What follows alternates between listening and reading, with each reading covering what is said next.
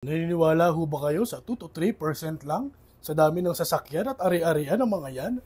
Ang sabi nga nila, ang sinungaling ay asawa ng magnanakaw. Diba? Oh my God. Ang sinungaling ay asawa ng magnanakaw. Diba? Ewan ko. Si Senator Estrada, hindi po siya safe. Dalawang beses na yan. Akala ko ba safe ako? Safe ko ako, diba? Bilis po kayo, di nyo po kilala si Senator Estrada ng personal? No, Mr. Chair. Hindi ko po siya kilala, hindi ko po siya kaibigan, at hindi po kami nakakapag-usap. O sige, ipakita yung mga picture. Paliwanag nyo ho yung selfie ho na yan.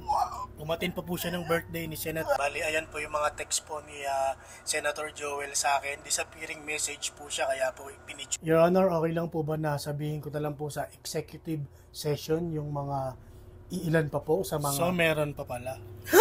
Ayan na. Tama ba, Mr. Diskaya? Meron ka pang... Hindi ko sinabi yun. Wala ko. Sabi mo lang, Sinabi ko ba? Wala ko. Meron pa pala. Wala. Sinabi mo.